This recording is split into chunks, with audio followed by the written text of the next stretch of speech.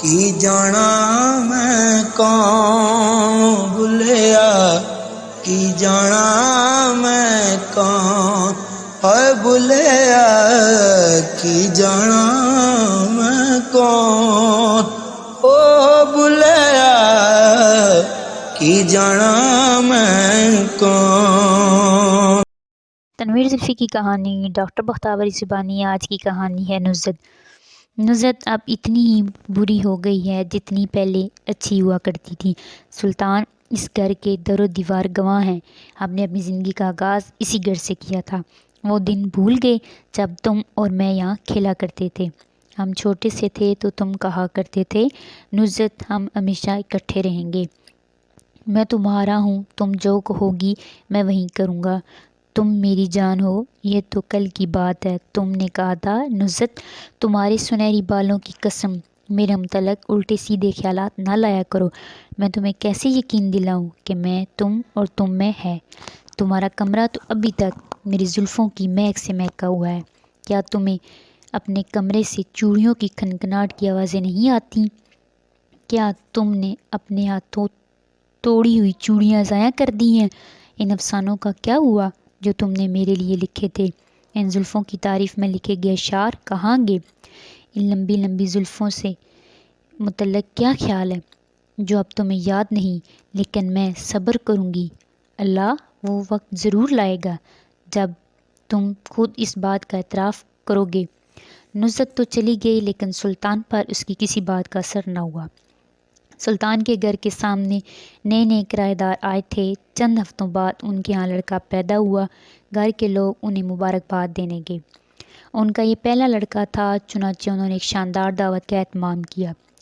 دعوت میں بھی ابھی چند دن باقی تھے۔ ایک دن سلطان دوسری منزل پر اپنے کمرے کے باہر کھڑا کنگھی کر رہا تھا کہ اس نے گلی کے دوسری طرف بالکل سامنے والے کمرے میں ایک لڑکی کو بال بناتے دیکھا۔ کمرہ بڑا سجا سجا نظر آتا تھا۔ شام کو اس نے اس لڑکی کو دھوپ میں پڑتے ہوئے بھی دیکھا، لیکن سلطان نے کوئی توجہ نہ دی۔ دعوت کا دن آ گیا، سلطان کو بھی مدعو کیا گیا۔ سلطان ان دنوں BA کا طالب علم تھا، کالج سے اس نے چھٹی لے لی تھی۔ گھر کے سب لوگ چلے گئے تو وہ بھی چلا گیا۔ بے خیالی میں وہ سیڑھیاں چڑھ رہا تھا اور سیڑھیاں تھی کہ ختم ہونے کا نام نہ لیتی تھی۔ اچانک دروازے سے جا ٹکرایا۔ دروازہ بند تھا، شاید اندر سے کنڈی چڑھی ہوئی تھی۔ اس نے ادھر ادھر دیکھا کہ کیا کرے۔ اس نے دیکھا کہ ساتھ والا دروازہ کھلا ہے۔ وہ جھجکتے ہی اندر داخل ہو گیا۔ ایک لڑکی منہ دوسری طرف کیے کھڑی تھی، پاؤں کی آواز سن کر پلٹی، سلطان کو دیکھا اور بولی ہیلو سلطان، آؤ ڈیئر۔ یہ کہہ کر اس نے اپنا بازو سلطان کے گرد لپیٹ لیا اور کہنے لگی آؤ، اور سلطان کچھ بھی نہ کر سکا۔ چند لمحے وہ لڑکی کے کمرے میں تھا۔ عجب گم و گو کی کیفیت تھی، نہ جان نہ پہچان، اور نام میرا نام ہے زیبی۔ وہ بولی آپ بیٹھیں، میں آپ کے لیے چائے لے کر آتی ہوں۔ وہ میں دراصل، لیکن وہاں سننے والا کوئی نہ تھا۔ تب سلطان نے کمرے کا جائزہ لیا۔ پلنگ، نفیس صاف ستھرے بستر کے ساتھ قداور آئینے، ایک طرف الماری، سلطان کے کمرے کی طرف دروازہ اور باہر بڑا ہوا برآمدہ، ایک چھوٹا میز، 3 کرسیاں، ایک صوفہ سیٹ، فرش پر دری، انگیٹھی پر گلدان، چند کتابیں۔ زیبی آئی، چائے رکھی اور بنانے لگی۔ تب سلطان نے زیبی کا جائزہ لیا۔ سرخ و سفید رنگ، لالی بھرے گلاب، گلابی رخسار، لمبے لمبے سیاہ ریشمی گھنے بال، لمبی مانند گلاس، شفاف گردن، ہلکی نیلی پالش، کالی لمبی سی سیاہ آنکھیں۔ سلطان مگن ہو کر زیبی کو دیکھ رہا تھا۔ وہ چائے بنا کے جا چکی تو اس نے سر اٹھایا۔ سلطان اس کی طرف دیکھ رہا تھا۔ آنکھیں چار ہوئیں تو سلطان ٹھہر نہ سکا اور نظریں جھکا لیں۔ چائے پیجیے، ابھی دعوت میں دیر ہے۔ سلطان بدستور خاموش تھا۔ اس کی سمجھ میں نہ آیا کہ کون سی بات کرے۔ آپ میری غزل سنیں گے؟ ضرور۔ پاس پڑی ہوئی فائل اٹھا کر زیبی غزل پڑھنے لگی اور سلطان تھا کہ داد پہ داد دیے جا رہا تھا۔ بہت خوب، کمال ہے، کیا خوب کہا، اور وہ اتنی عمدگی، مکرر مکرر، واہ واہ، افسانہ سنیے گا۔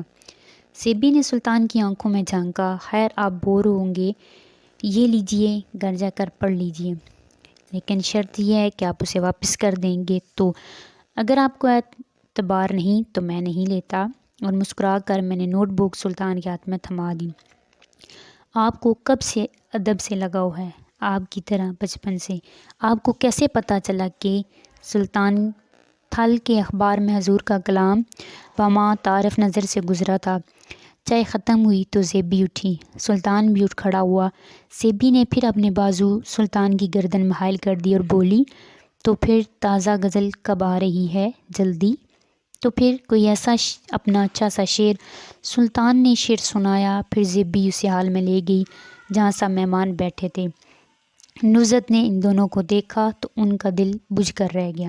کھانے کی میز پر زیبی اور سلطان اکٹھے بیٹھے تھے۔ سلطان کا دماغ خیالات میں الجھ کر رہ گیا اور وہ نصرت سے متعلق بھول ہی گیا کہ اسے بھی اپنے ساتھ بٹھا لے۔ سلطان نے پیٹ بھر کر بڑے خوشگوار موڈ میں کھانا کھایا۔ زیبی کے ابو امی سلطان کے والدین سے مصروف گفتگو تھے، لیکن نصرت نے چند لقمے زہر مار کیے اور اسے اپنی قسمت پر رونا آ رہا تھا۔ ابھی سب لوگ بیٹھے تھے کہ وہ اٹھ کر چلی گئی۔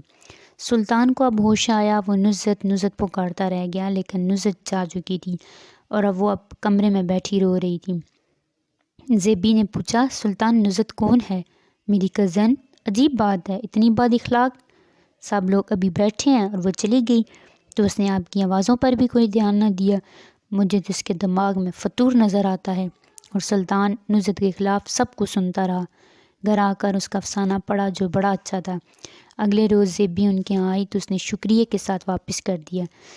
سلطان زیبی کے ساتھ اپنے کمرے میں بیٹھا تھا اور اسے اپنی تازہ غزل سنا رہا تھا کہ نصرت آ گئی۔ دونوں کو پھر اکٹھے دیکھ کر دل محسوس کر رہ گئی۔ سلطان نے بڑھ کر نصرت کا استقبال کیا، آؤ نصرت، ان سے ملو، یہ زیبی ہیں۔ دونوں نے مصافحہ کیا۔ سلطان غزل سناتا رہا، زیبی داد دیتی رہی، لیکن نصرت خاموشی سے زیبی کی خد و خال کا جائزہ لیتی رہی۔ سلطان بولا، نصرت بھی شعر کہتی ہیں اور مضمون نویسی میں بھی کمال کی دسترس رکھتی ہیں، ان کے انشائیے تو میرے افسانوں کی بھی ٹانگ توڑ کر رکھ دیتے ہیں۔ نصرت، کوئی انشائیہ سناؤ زیبی کو، میری طبیعت خراب ہے، میں چلتی ہوں۔ اور نصرت چلی گئی۔ پھر یہ ملاقاتیں بڑھتی رہی۔ آخر ایک روز کا ذکر ہے، سلطان زیبی کے ہاں گیا تو اس نے وہاں ایک نوجوان کو بیٹھے ہوئے دیکھا۔ زیبی نے متعارف کروایا، سلطان میرے منگیتر نثار، اور نثار میرے بہترین دوست۔ سلطان شاعر بھی ہیں اور افسانہ نگار بھی۔ سلطان کو دھچکا لگا کیونکہ وہ تو اور ہی خواب دیکھ رہا تھا۔ تب اسے اپنی غلطی کا احساس ہوا۔ چند منٹ بیٹھنے کے بعد وہ چلا آیا۔ اپنے کمرے میں پہنچا تو نصرت باہیں کھولے کھڑی تھی۔ آج میں بہت خوش ہوں، سلطان مجھے واپس مل گیا۔ اور سلطان مردہ جسم کی طرح نصرت کی جھولی میں ساخت پڑا تھا۔ سلطان مایوس نہ ہو، مجھے ہی زیبی سمجھو، میری طرف دیکھو، میں ہوں زیبی۔